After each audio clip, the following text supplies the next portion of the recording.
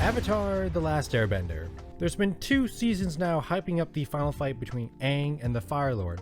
Season 1 was really good and Season 2 blew me away with the characters they introduced and how awesome the action was. Well, now we're here to close it out. This is Avatar: The Last Airbender Season 3. Don't go away.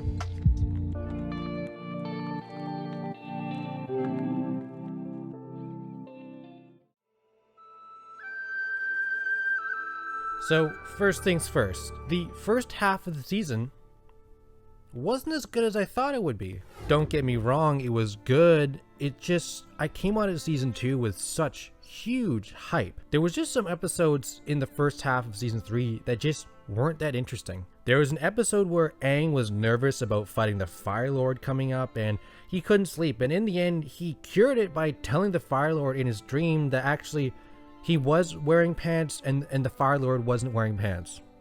That's just not the type of thing I watch Avatar for. There are really good episodes in the first half though. I'm talking about the Painted Lady. This was a great episode that really let Katara shine.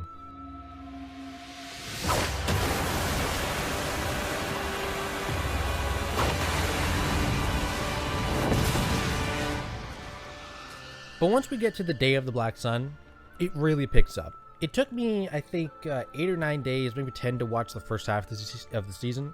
And in the second half of the season, I finished it in like 4 or 5 days. Like, I started to feel that momentum of season 2 once the Day of the Black Sun hit. Also, I was a bit confused. I honestly thought this was the finale. Like, this was the day that Aang is supposed to kill the Fire Lord.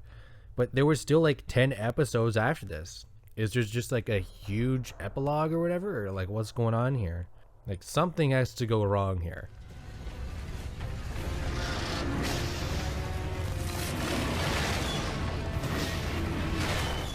After the Black Sun ambush fails, they pretty much lounge around, Aang looking for a firebending master to teach him firebending.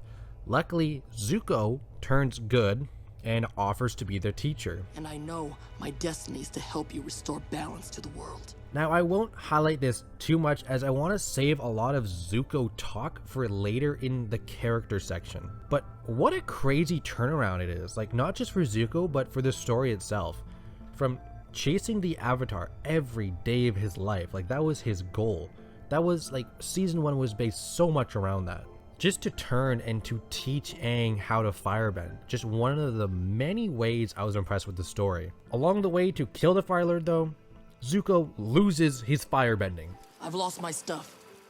Which turns into an epic episode I'll highlight more of later. We also get to the subplot where Sokka wants to rescue his father off the boiling rock.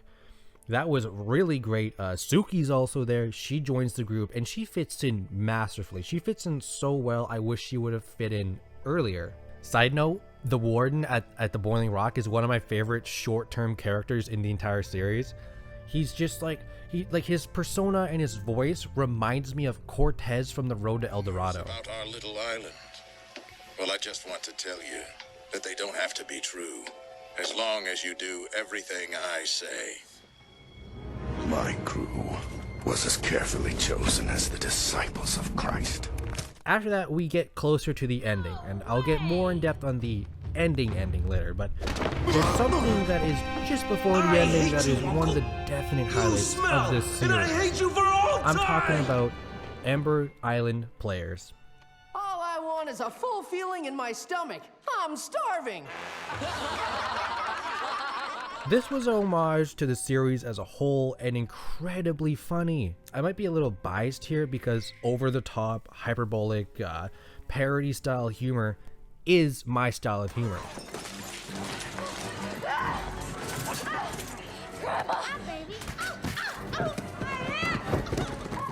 This play, which pretty much portrays the entire events of the series, it was really cool to get a flashback of the series right before the 4-part finale. And the play is so bad. Waterbend! Hi-ya! Done. It's hilariously bad. From Toph being casted as Abby from The Last of Us Part 2. Who are you?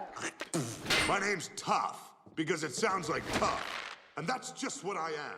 They get her vision wrong and everyone's like, wow, this is bad. Like Toph uses her feet to see, not her screaming abilities. But as this horrendous, I don't know, bat-like screech comes out, everyone's like, oh my god. And it pans over to Toph and she's just like 100% about it. Like that is probably the funniest moment I've seen in a long time for any TV show. I release a sonic wave from my mouth.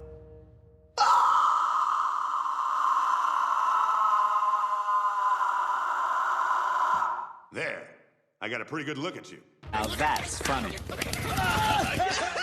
I also gotta say in the play, I love one of my favorite parts is when the girl who plays Aang is like, oh no, I have to go to the Avatar state. Avatar state, go, yip. No, you can't do that. You can't just, like, getting to the Avatar state is something that takes tremendous focus. You can't just say Avatar state, go, like it's some go-go gadget ability and you just enter the Avatar state. Avatar state, yip. Because, you know, that's not how it works. Characters. There's a lot of characters on this season. And as a series as a whole, every one of them is amazing. Where do I even start? I want to start with the way that they were designed. From season 2 to season 3, it's really cool. They looked more mature. They looked older. Almost all of them now brand almost chiseled lines on their arms. They changed up their look a bit, and it really works to add to the fact that these characters have aged a bit and they've went through a lot. Like they're not the same people that they were in season 1. For characters though, let's take a look at the man himself, Aang. Hey guys, I think this river's polluted. I gotta say, Aang with hair might be the worst thing my eyes have ever imagined. It's bad. Aang with hair, no. Other than finally shaving off that horrendous hair, Aang does a lot this season. Masters firebending. His whole motto this season is forgiveness. He doesn't kill the Fire Lord in the end, and he's the first to trust Zuko. Aang also simps double hard for Katara this season, which I'm not a big fan of. On Katara's side, she had a great season. I think she mentions her mother a few too many times. She learns blood bending, which I'll talk about later. It's kind of broken. I really feel like she came into her own on season 2, and she just continued that trend in season 3. Nothing bad to say about Katara. Zuko might be my favorite character in the entire 3 seasons. It's either him or Toph. It's good. It's a good toss-up. I can never decide. But Zuko's arc is one of the best I've seen in anything, between games, movies, and TV, books. It's one of the greatest. Your uncle's favorite tea joke? Sure, I like jokes. Bring it. Okay, well, I can't remember how it starts, but the punchline is, leave me alone. I'm bushed. Without Zuko, I mean, there would be such a huge hole in the show. The fact that he went from the biggest threat to Aang and the gang to joining his team and going on adventures with each member, trying to teach Aang how to firebend, failing at that, and then to top it all off, he stands side by side with the Avatar, surrounded by dragons, learning the true way of firebending. It's hard to even describe Zuko for me and his arc. It's almost impossible. I feel like I would just write up pages and pages. He's that good. Also, huge shout out to Dante Bosco, the voice actor for Zuko. One of the best voice acting jobs I've ever seen. Scar's on the wrong side. The scar's not on the wrong side. I mentioned her already, so let's get into the incredible Toph. They know!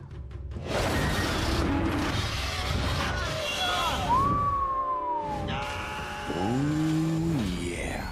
Her and Zuko, top 2 of the whole series, without a doubt. It's not even close for me. Like, Toph and Zuko, bang, right there. They're miles above. Her confidence, her earthbending skills are enough to be one of the strongest benders in the entire show. She literally invented metal bending. She's probably the funniest of the group in my opinion, more hilarious than Sokka. I sort of wish we saw more of her this season though. I know that Aang already got earthbending down and this season was about fire, but I just wish more Toph, more combat. Whenever Toph is involved within the combat, my eyes are glued to the screen like you wouldn't believe.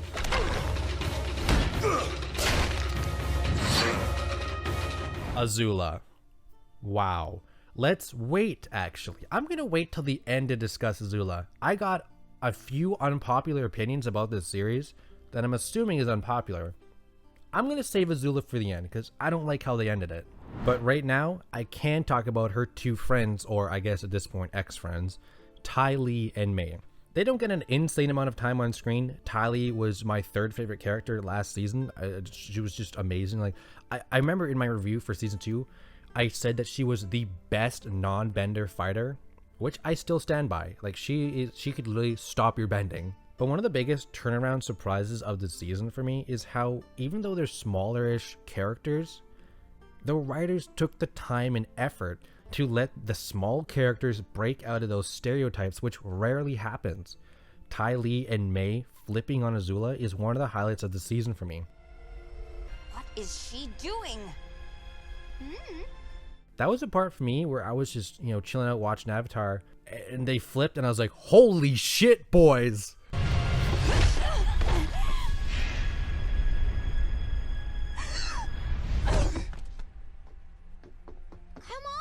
Let's get out of here! Sokka. Can you get me some fire flakes?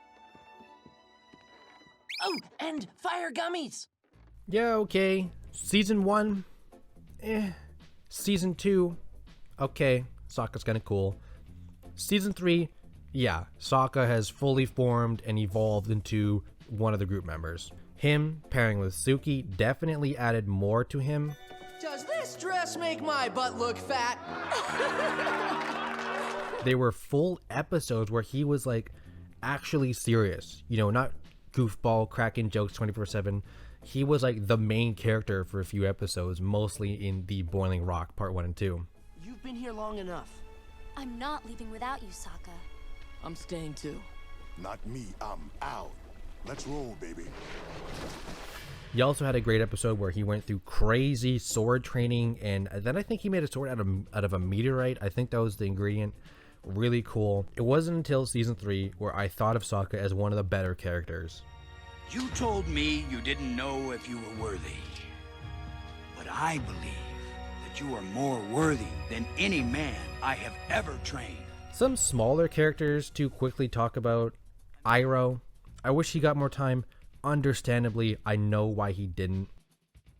We also got people like the Combustion Man, which his design was really intimidating. I love how we also got older characters back. I mean, the Boulder came back, brother. Negatory!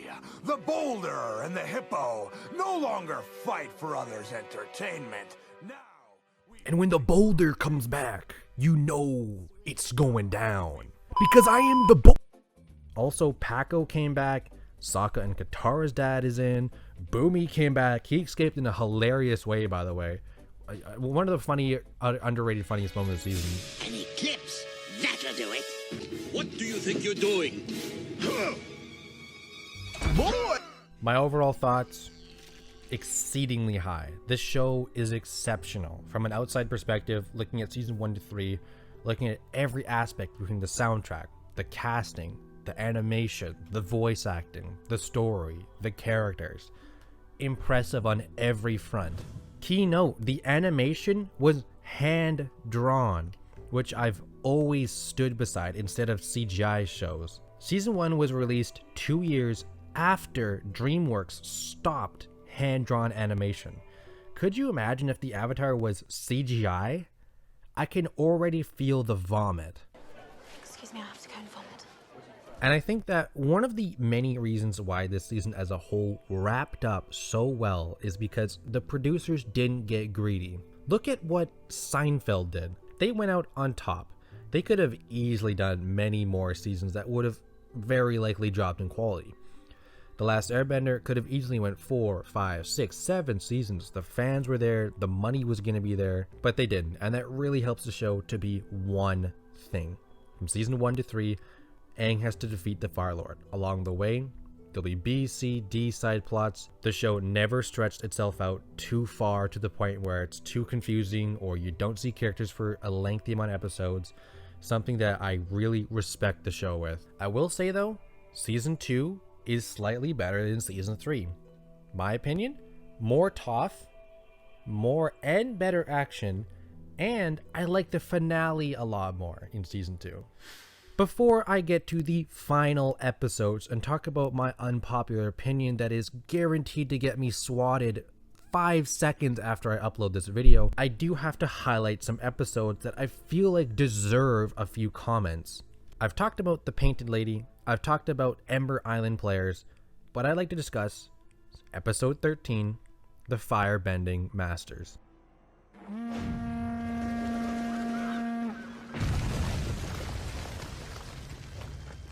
What's happening? Aang and Zuko are on the hunt to try and find the real way of firebending. Firebending that doesn't pull its source from anger or hate. They end up solving this dancing puzzle, and they end up finding this group of people who say, "We'll take you to the Masters," which turn out to be dragons. In one of the most epic moments in TV history, in my opinion, a moment that's animated so well with such a great soundtrack backing it, and I gotta give credit to the writers yet again. Because in this moment, I was thinking, okay, they're gonna fight the dragons. Like, this is just gonna be, how every show ends up. There's gonna be a huge fight. Action is usually the way to go. Show, don't tell is usually the motto for TV shows. And that's what I was expecting. Big fight, dragons, Zuko, Aang, maybe someone will die. This is gonna be crazy. But the opposite happened. I was floored, speechless. I felt this euphoric feeling of lucidity, almost like an epiphany. I almost felt like Zuko and Aang in that moment. It was a total showstopper. Really, my #1 favorite moment of the series.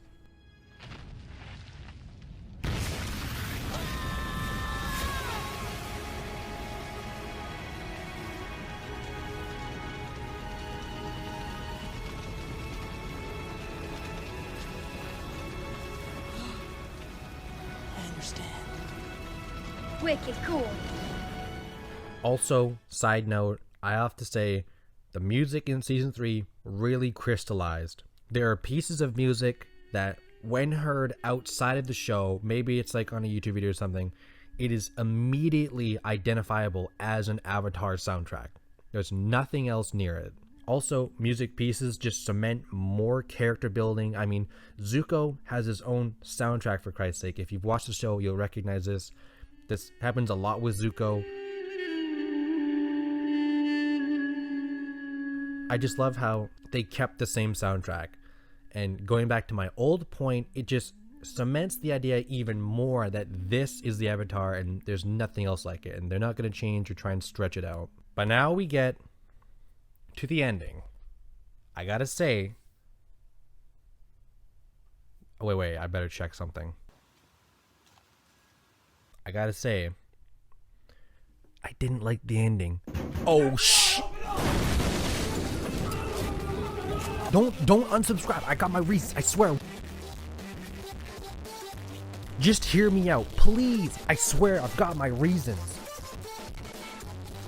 I take it back. It was the best ever. I would literally donate my toes for the show. Here's what I would have changed. Aang versus the Fire Lord. I would be lying if I said I didn't break a tear or two when Aang took away his bending. Was 90% of that tear because of the gorgeous music and visuals? Yeah.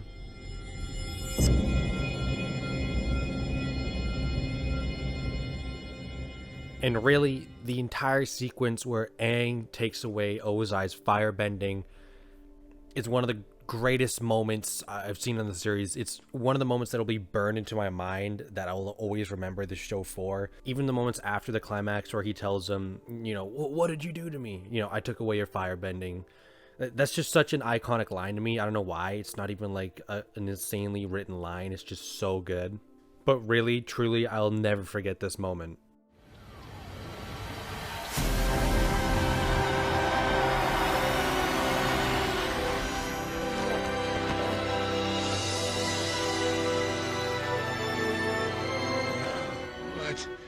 What did you do to me? I took away your firebending. You can't use it to hurt or threaten anyone else ever again.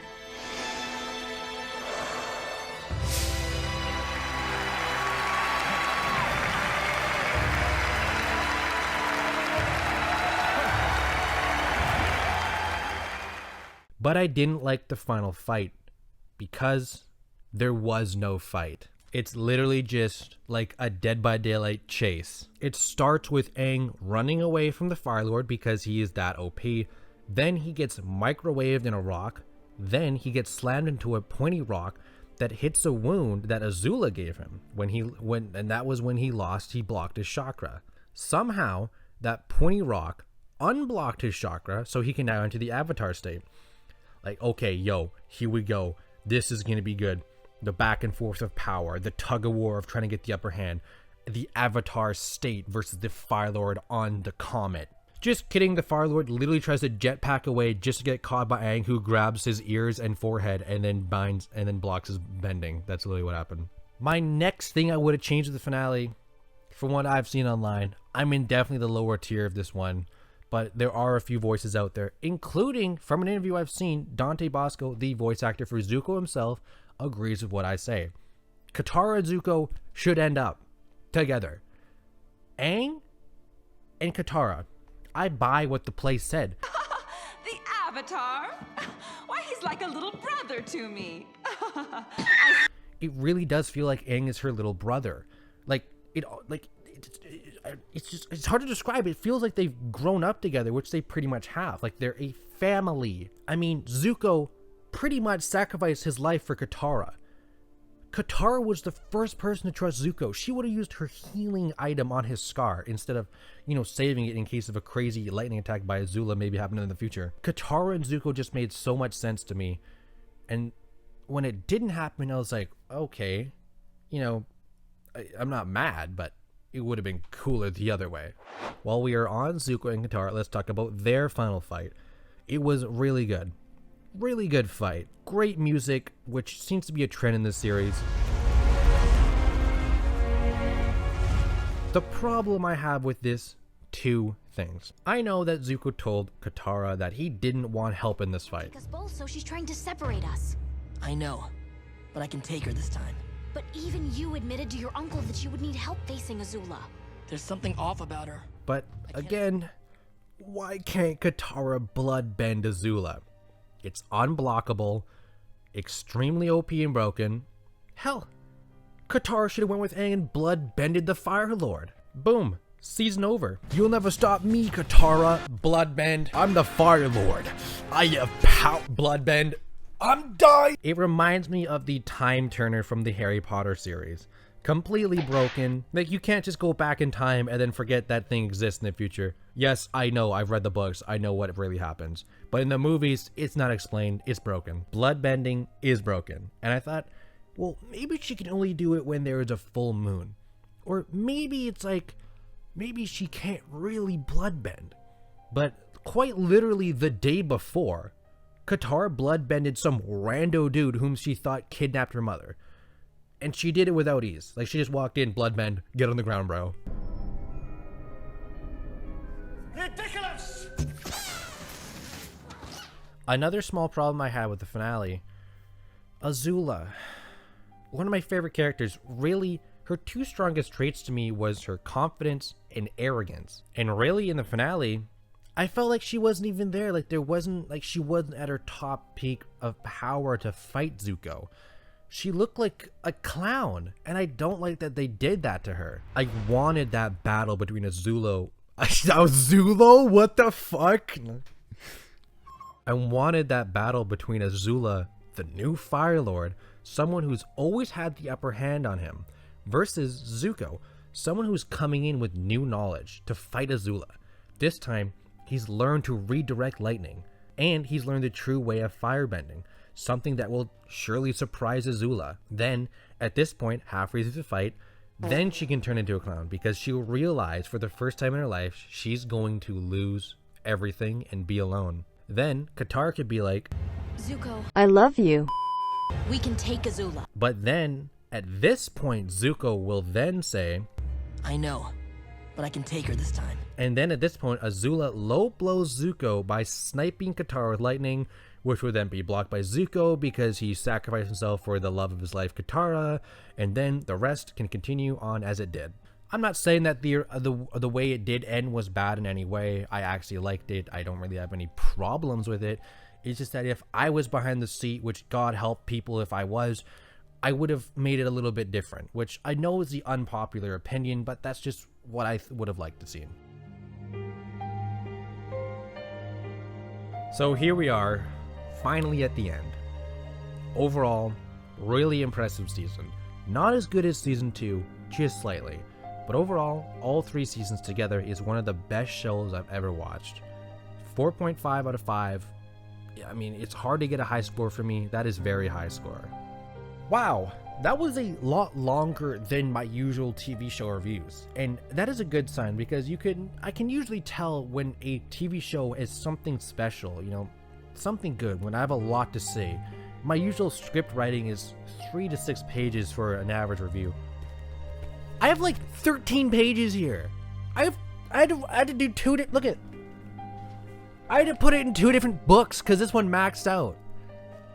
So that's usually a good sign of a TV show or movie or game or whatever when I have a lot to say about it. Super hyped in the future. I'm looking at I've Legend of Korra. I'll be doing in the future. I've got more Avatar content on the way. I've got a few ranked lists I'm looking at. I've seen books on the Avatar and stuff like that. A lot to look into, but for now, I'm your host, Saber Planet Entertainment, and I hope you enjoyed this review. Peace. And it was wrong. Then you've learned nothing. No, I've learned everything. And I've had to learn it on my own. Growing up, we were taught that the Fire Nation was the greatest civilization in history. And somehow, the war was... Heyo, if you've stuck around this far, you're probably here for the random Easter egg soundtrack I put in at the end of every video. While you listen, if you like, click the like button down below and subscribe if you want to see future content. Any support helps tremendously more than you'd ever believe. And if you're super dedicated, you can buy me a coffee. Link in the description. Anyways, yeah, that's pretty much it. So hopefully you enjoyed the video and yeah, peace.